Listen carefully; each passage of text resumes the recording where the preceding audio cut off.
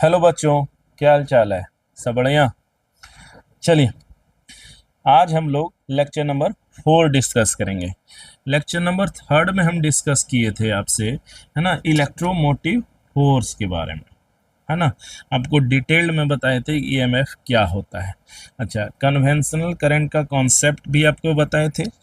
अच्छा, उसके बाद आपको हम बताए थे कि इलेक्ट्रिक जो चार्ज जो फ्लो करता है कंडक्टर में किस वजह से, उसका भी डिस्कशन कराए थे। उसके बाद पोटेंशियल डिफरेंस के बारे में आपको हम बताए थे, मेजरिंग डिफरेंस की वोल्ट मीटर से मेजर करते हैं, है ना, ये सब पूरा डिटेल किए थे।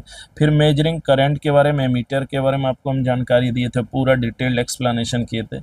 इलेक्ट्रिक सर्किट, है ना, कोई एग्जाम में नहीं पूछेगा, बस जान लीजिए, तो वो भी हम आपको बताए थे। अच्छा, डायग्राम कुछ कुछ फेमस होता है, वो सब हम बताए थे। बेसिकली आपको बैटरी का रख लेना है, रजिस्टर का रख लेना है ना। तो ये 2-3 फेमस होता है, उसको रख लेना है। अच्छा, अब है, देखिए कुछ यहाँ पर आपको दिख रहा होगा न्यूमेरिकल्स, है ना। कुछ एक दो न्यूमेरिकल्स हैं, उसको हम लोग सॉल्व करते हैं। देखिए, अभी तक आपको ना बेसिकली 2 फार्मूला बताए हैं, Q बराबर NE। तो यहाँ पर एक फार्मूला ये है। अच्छा, दूसरा फार्मूला आपको बताए थे, है ना, एक दूसरा फार्मूला बताएं, V बराबर W/Q। V बराबर W/Q। तो ये 2 फार्मूला आपको हम बताएं। अच्छा, इसमें समझो ये कितने के बीच relation, actually 3, Q N E, है ना, जिसमें E का वैल्यू कितना होता है, इलेक्ट्रॉन के चार्ज के माने, यानी 1.6 इंटू 10⁻19 के, है ना। तो यहाँ रख देना। तो 1 2 3 के बीच रिलेशन है, 3 में से कोई भी 2 देगा, तीसरा निकल आएगा, जिसमें E आपको पता है, तो आप बेसिकली 2 कह सकते हैं। अच्छा, इसमें कितने बीच रिलेशन था, 1 2 VW/Q, यानी 3 के बीच रिलेशन है, कोई भी 2 देगा, तीसरा निकल जाएगा। चलिए आइए, अब यहाँ पर आते हैं। बोलता है how much work is done in moving A charge, है ना, in moving A charge of 3 coulomb across 2 points having a potential difference इतना। क्या बोलता है समझो। सबसे पहले देखो, कोई भी न्यूमेरिकल सॉल्व करना ना, सबसे पहले डेटा को लिख देना। तो यहाँ पर देखो डेटा लिखा हुआ है कि Q बराबर कितना है, 3 कूलम। अच्छा, पोटेंशियल डिफरेंस कितना है, तो यहाँ पर है पोटेंशियल डिफरेंस दे दिया है, कॉमा V बराबर 18 वोल्ट। अब आपसे पूछ रहा है W। तो देखिए किसके किसके बीच रिलेशन है, भी 2 डेटा कंप्लीट है, आपको भी निकालना। तो भी बराबर, है ना, आपको वर्क निकालना। तो वर्क निकालना, तो वर्क देखो किससे रिलेटेड, इस फॉर्मूला में है। तो भी बराबर होता है W/Q। तो यहाँ से हमारा जब निकलेगा तो भी इंटू Q निकल जाएगा। तो यहाँ पर यही लिखा है कि W बराबर Q इंटू भी, यानी दोनों को सिंपली मल्टीप्लाई कर दो, आंसर आ गया। यानी the amount of work done in moving the charge कितना हो जाएगा, 24 जूल।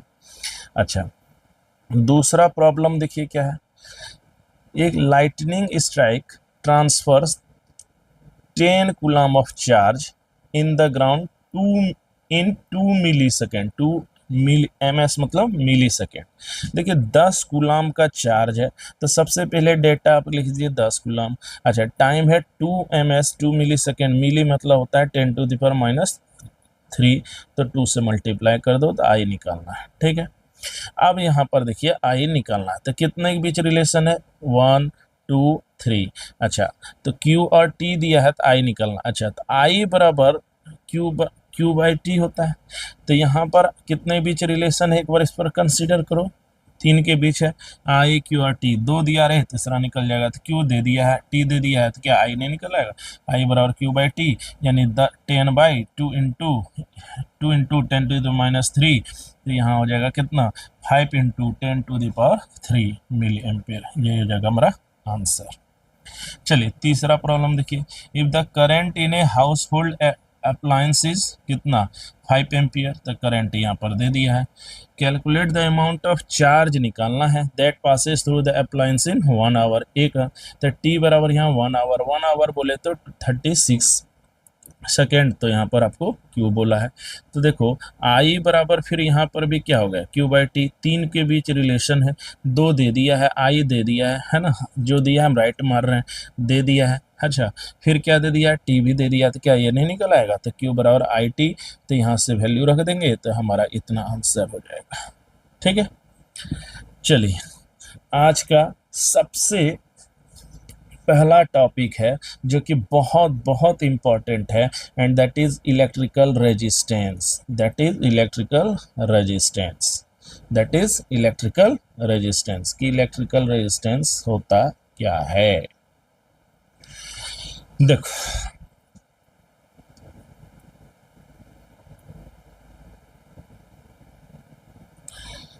चलो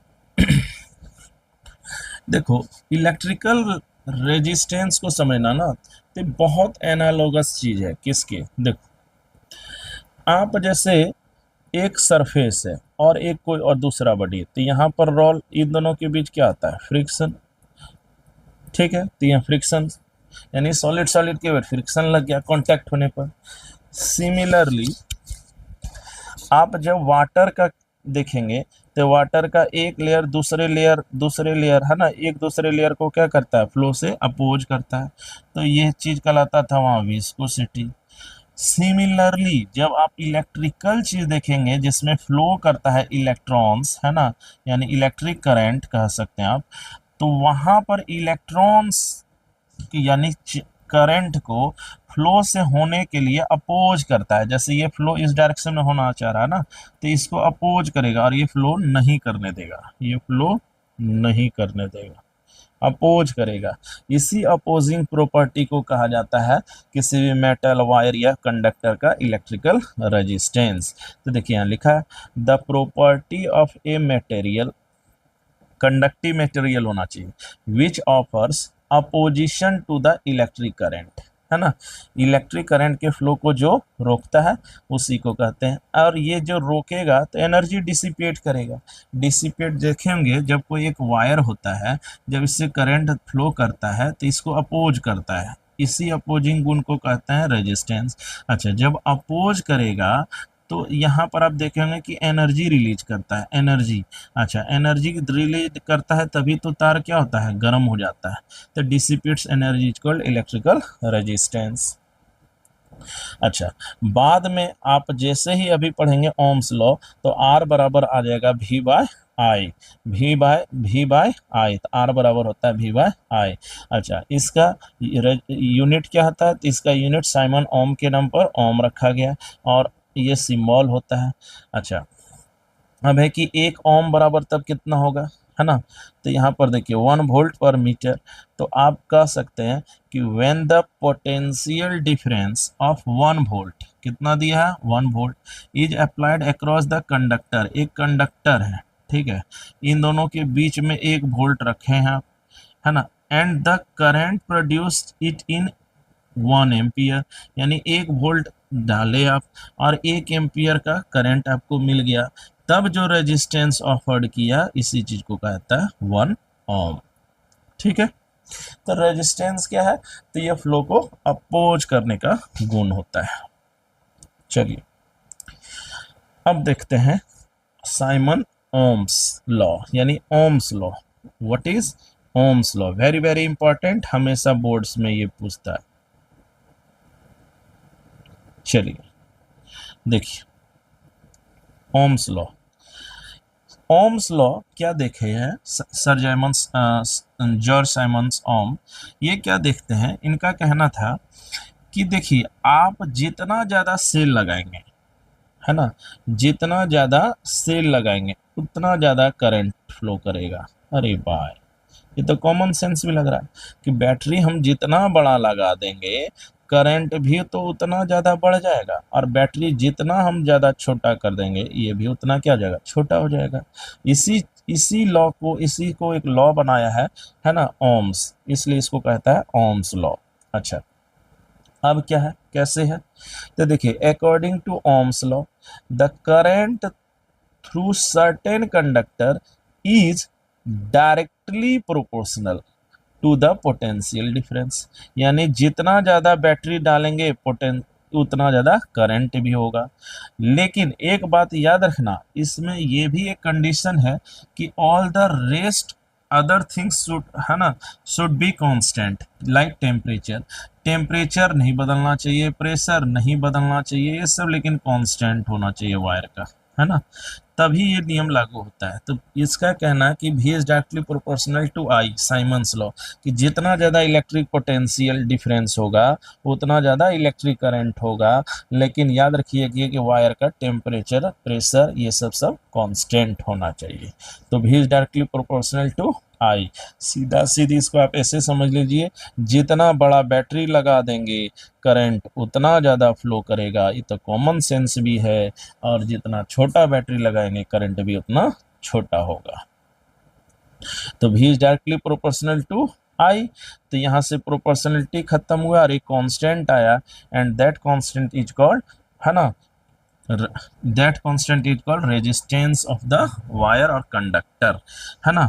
तो यहाँ R बराबर हमारा V इज इक्वल टू, क्या फॉर्मूला आया, V is equal to IR, वहाँ से R को अगर आप निकालना चाह रहे हैं तो V बाय I, जो कि यहाँ पर आप देखे थे, है ना। तो ये ओम्स लॉ के, तो where R is constant of resistance of conductor, R को ही तार का क्या कहता है, यानी कंडक्टर का रेजिस्टेंस कहा जाता है।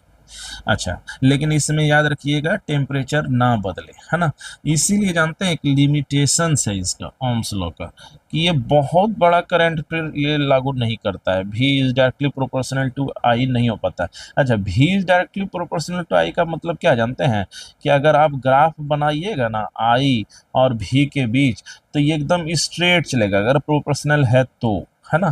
तो जानते हैं इसका एक लिमिटेशंस बता रहे थे, कि इसका एक लिमिटेशंस यही है कि ये बोला कि टेम्परेचर कांस्टेंट रखना होगा आपको, टेम्परेचर वायर का नहीं बदलना चाहिए। तो प्रॉब्लम क्या आता है कि देखिए जब बहुत बड़ा करंट आ जाए ना, है ना, बड़ा करंट आने से हीट भी ज़्यादा होगा, हीट भी वायर क्या हो जाएगा, ज़्यादा, और हीट होने से टेम्परेचर क्या हो जाएगा, कांस्टेंट नहीं रह पाएगा, जिस वजह से ये रूल फॉलो, ये फेल कर जाता है। इसलिए ओम्स लॉ ना एक्चुअली में लो करंट पर ही लागू हो पाता है, लो करंट पर, है ना, हाई करंट पर नहीं। अच्छा, अब है रजिस्टर्स, इसी से रिलेटेड चीज है ना। रेजिस्टेंस का जो प्रॉपर्टी रखता है, जो नाउन है, वही रजिस्टर्स है। तो रजिस्टर्स एक ऐसा चीज है जो करंट के फ्लो को रोकता है ना।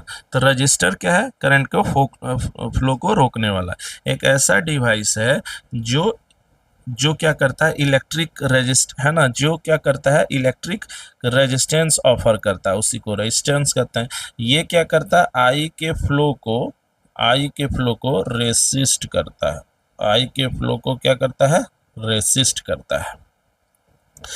मटेरियल्स यूज्ड फॉर रजिस्टर्स, कि क्या क्या रजिस्टर्स में यूज होता है। सबसे पहला देखिए, इसको बनाने में रजिस्टर्स में सबसे पहले मैग्नीशियम का यूज होता है, कांस्टेंट टन से बनाया जाता है, नाइक्रोम से बनाया जाता है।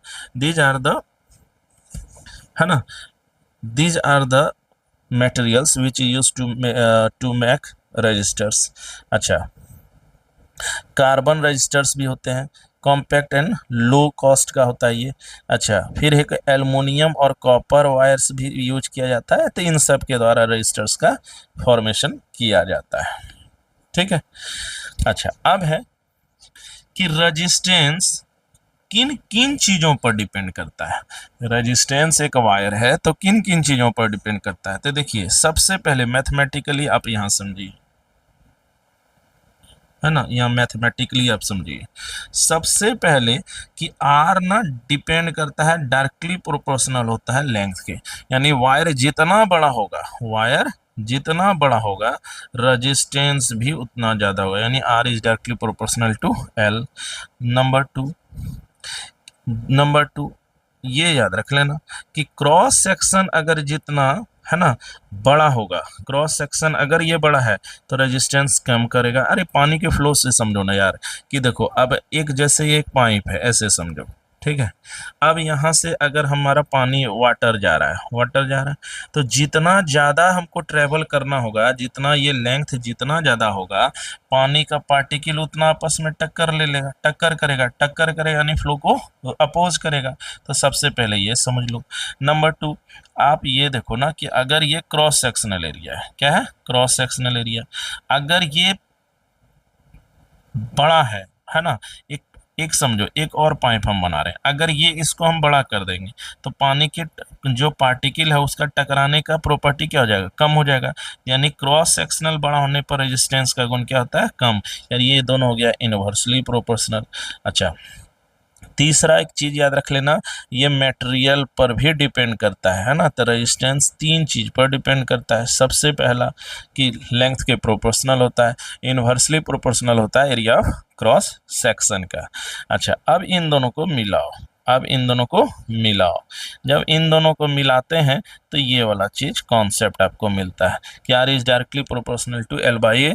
अच्छा, प्रोपोर्शनलिटी खत्म हो गया ना, तो प्रोपोर्शनलिटी खत्म हुआ तो यहाँ पर एक प्रोपोर्शनल कांस्टेंट आया है, दैट इज रो। इस सिंबल को पढ़ा जाता है रो, है ना, जो पी टाइप है, इसको रो पढ़ते हैं। क्या पढ़ते हैं, रो। तो यही कहलाता है रो। अच्छा, यही जो कांस्टेंट है प्रोपोर्शनलिटी कांस्टेंट, इसको कहा जाता है रजिस्टिविटी ऑफ द मटेरियल, है ना, रजिस्टिविटी ऑफ द मटेरियल, याद रखिएगा। इस रो को कहा जाता है रजिस्टिविटी ऑफ द मटेरियल और सिंबल को पढ़ा जाता है रो। तो देखिए बेसिकली, है ना, सबसे पहले कि रेजिस्टेंस किन किन चीज़ों पर डिपेंड किया, मैथमेटिकली देखिए तो लेंथ पर डिपेंड करता है। अच्छा, क्रॉस सेक्शनल के इन्वर्सली करता है। अच्छा, किस तरह का टाइप है मटेरियल, ये भी डिपेंड करता है।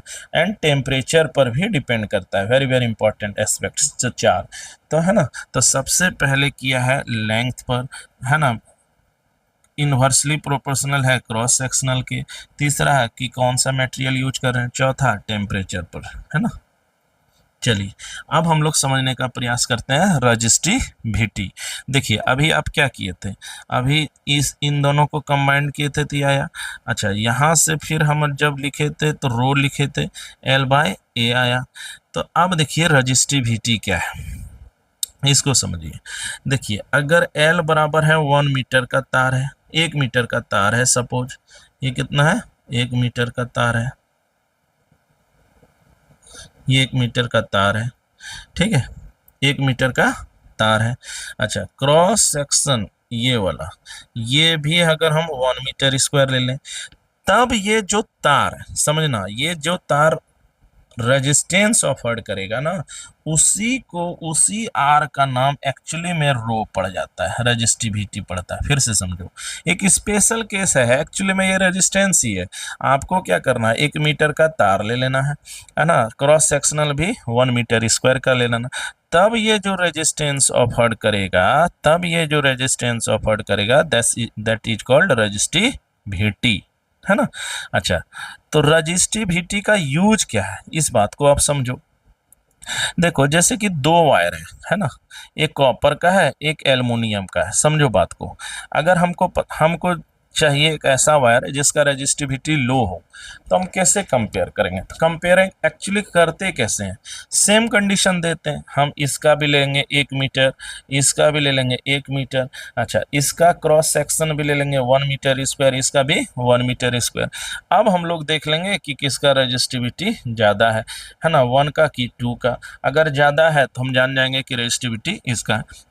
तो एक्चुअली रजिस्टिविटी का आप यूज ऐसे समझ सकते हो कि रजिस्टिविटी से ही एक्चुअली पता लगता है कि कौन सा मटेरियल, है ना, बढ़िया गुड कंडक्टर और बैड कंडक्टर है, किसका रेजिस्टेंस ज़्यादा है, किसका रेजिस्टेंस कम है।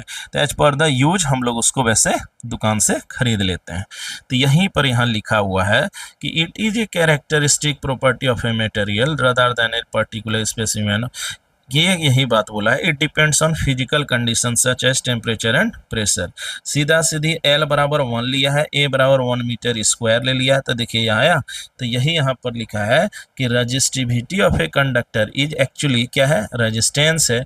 जब 1 मीटर लेंथ का और 1 मीटर स्क्वायर का जब वो, है ना, क्रॉस सेक्शनल एरिया होता है, तब वो जो रेजिस्टेंस ऑफर्ड करता है उसी चीज को कहा जाता है रजिस्टिविटी। अच्छा, ये तो टेम्परेचर पर डिपेंड करेगा, प्रेशर पर करेगा, है ना, यानी फिजिकल कंडीशंस पर डिपेंड करता है और किस मटेरियल से बना है ना। इसी के बेस पर तो कोई मटेरियल हम लोग ना रेजिस्टिविटी ही देख के हम लोग डिसाइड करते हैं कि कौन सा मटेरियल, है ना, कम रेजिस्टेंस ऑफर करेगा और कौन सा ज़्यादा करेगा। अब है कि यूनिट इसका क्या होगा, देखो यूनिट क्या होगा, देखो यहाँ पर जैसे यहाँ पर ये आया है आर बराबर रो एल बाई ए, तो यहाँ से निकालो, यहाँ से क्या आएगा, आर बराबर क्या, आर ए बाय एल आएगा। अच्छा, अब है कि इसका कितना होगा, ओम होगा। अच्छा, इस मीटर स्क्वायर होगा एरिया का, और नीचे में भी क्या लेंथ है, तो ये और ये खत्म, तो कुल मिला के हमारा कितना आया, ओम मीटर आएगा, ओम मीटर आएगा। चलिए, तो रेजिस्टेंस एंड रेजिस्टिविटी ऑफ किस पर डिपेंड करता है, टेम्परेचर पर डिपेंड करता है ना। अच्छा, अब है कि टेम्परेचर से ये कैसे करेगा। अच्छा, एक चीज फंडामेंटल चीज है, बहुत कोई आपसे पूछेगा कि रेजिस्टेंस का रीजन क्या है, कि रेजिस्टेंस है ये बात तो ठीक है ना, लेकिन कॉज क्या है इसका, क्यों होता है ऐसा। देखो देखो, एक जैसे समझो आप, ये एक वायर है, एक क्या है, वायर है। अब इसके अंदर हम आपको क्या बताए थे, इलेक्ट्रॉन्स होते हैं, ये इलेक्ट्रॉन्स का ही एक्चुअली फ्लो होता है।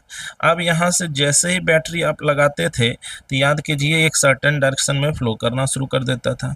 तो देखिए क्या होता था, जैसे ये फ्लो करेगा ना, तो ये आपस में एक दूसरे से कहीं टक्कर होगा, कोलिजन होगा, या फिर जो एटम है, ये सब जैसे एटम है, इस सब से टक्कर होगा।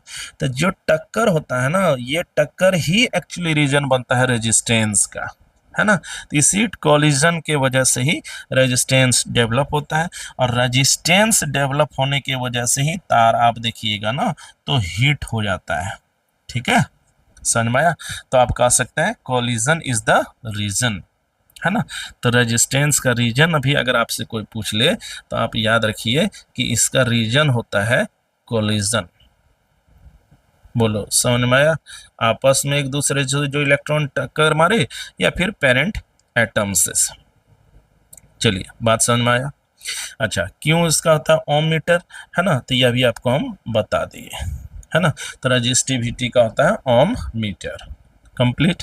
अच्छा, अब बात हो रहा था टेम्परेचर, कि टेम्परेचर पर रेजिस्टिविटी कैसे डिपेंड करता है। टेम्परेचर पर देखो, अगर आप समझो टेम्परेचर बढ़ा दिए, सपोज कि एक मेटल है ना, एक कंडक्टर है, आप टेम्परेचर बढ़ा देंगे, तो जो यहाँ का एटम है, इस सब को एनर्जी मिलेगा, तो ये दोनों का कोलिजन भी क्या हो जाएगा, काफ़ी हाई हो जाएगा, तेज़ी से होने लगेगा। तो याद रखना कि जब आप टेम्परेचर को बढ़ाओगे ना भाई, तो रजिस्टिविटी भी आपका इंक्रीज कर जाएगा। In the case of conductor के केस में हमें बात कर रहा हूँ, तो ये बढ़ जाएगा। तो कंडक्टर में ये खेल हो जाएगा कि टेम्परेचर बढ़ाने पर, टेम्परेचर, है ना, टेम्परेचर बढ़ाने पर क्या होगा, है ना, तो रेजिस्टिविटी भी इंक्रीज कर जाएगा कंडक्टर के केस में।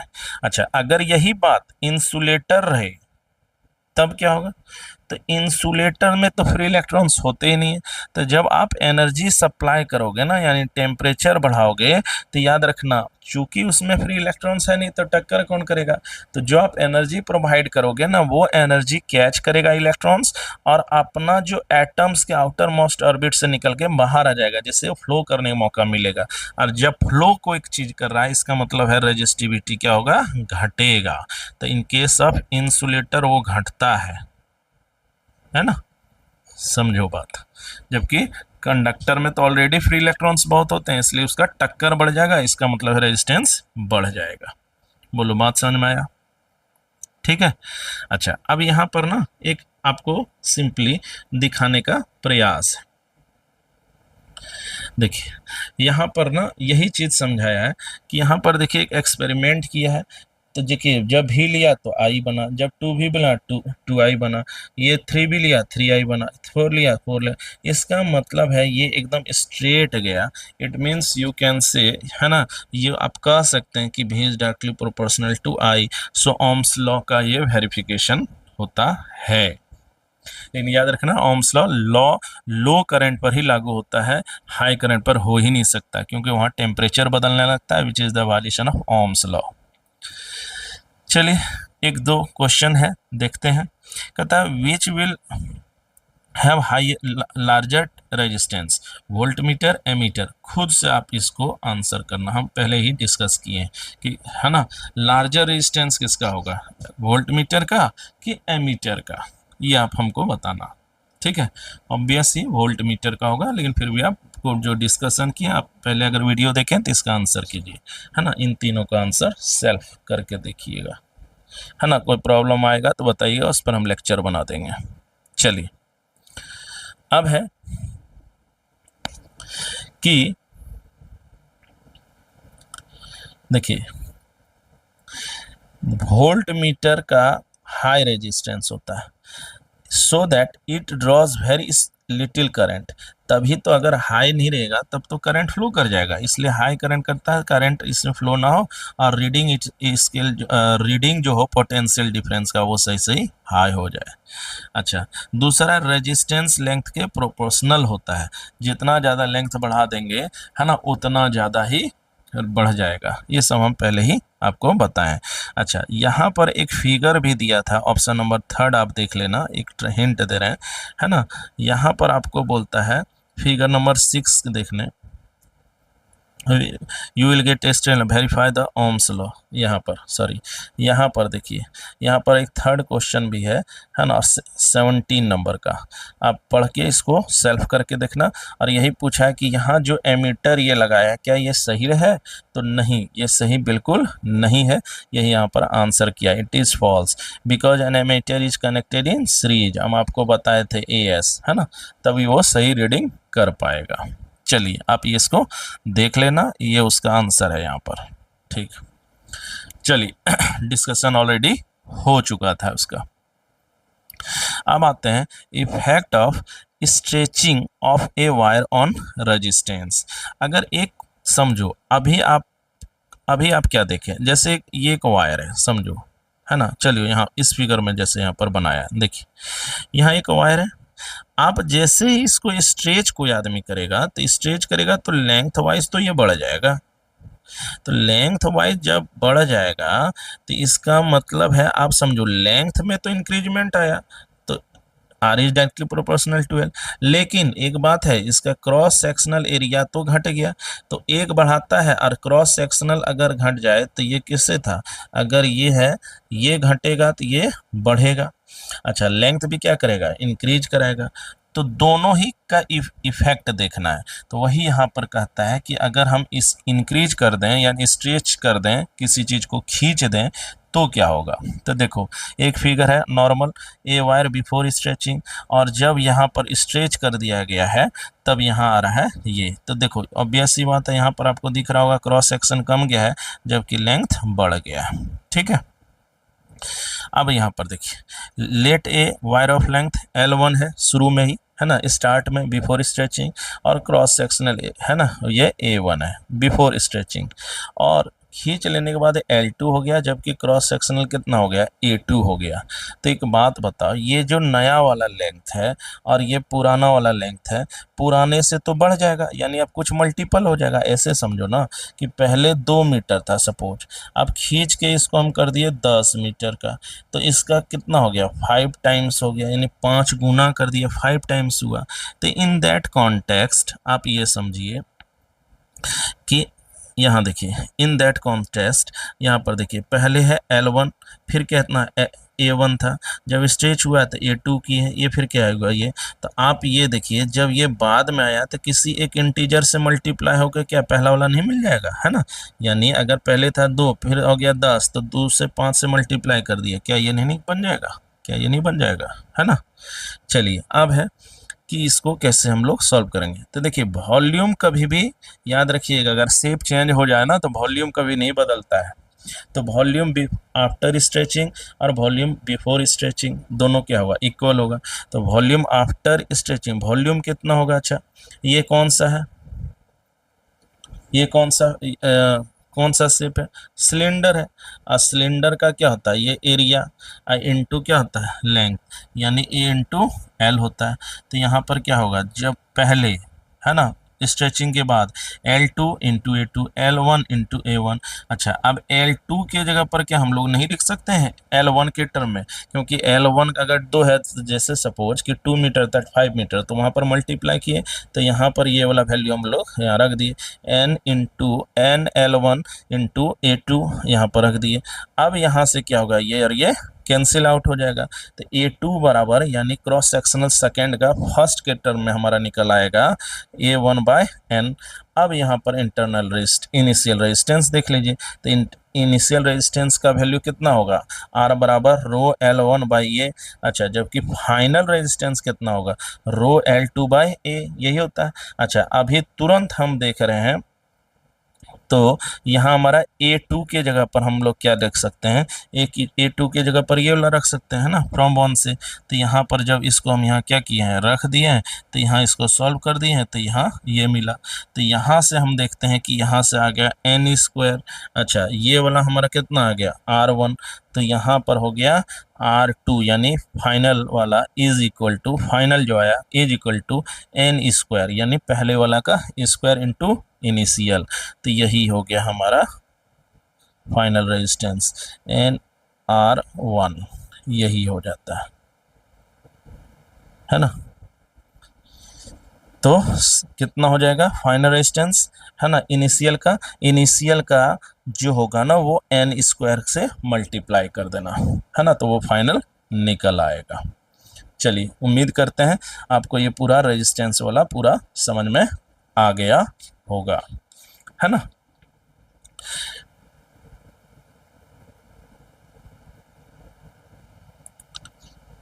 चलो, अब एक बार हम लोग बहुत फास्ट से रिवीजन कर लेते हैं, है ना, और जो जो फार्मूला निकला है वो देख लेते हैं। सबसे पहले हम इसमें जाने थे, रेजिस्टेंस के बारे में बता दिए थे, रेजिस्टेंस क्या होता है। अच्छा, ओम्स लॉ बहुत इंपॉर्टेंट रहा है इससे रिलेटेड, और रेजिस्टिविटी के बारे में बताए थे, और रेजिस्टिविटी के फॉर्मूला भी बताए थे। तो एक बार देखिए आप क्या क्या जाने थे। ओम्स लॉ से आपका निकला था V इक्वल टू IR। अच्छा, ये पहला फॉर्मूला।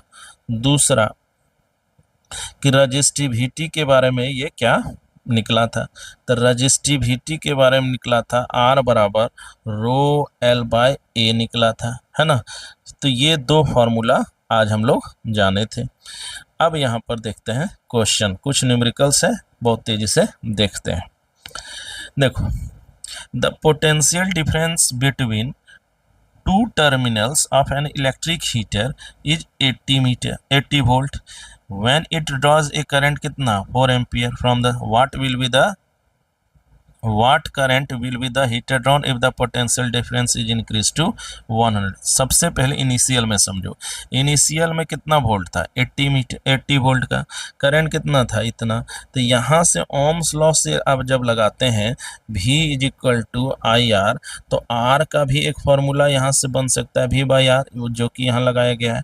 तो यहाँ से निकला है 20 ओम। अच्छा, अब एक बात याद रखना, रेजिस्टेंस चेंज नहीं हो सकता है, सेम वायर का, सेम मटेरियल का, है ना, अलग अलग का अलग हुआ लेकिन सेम का तो नहीं बदला।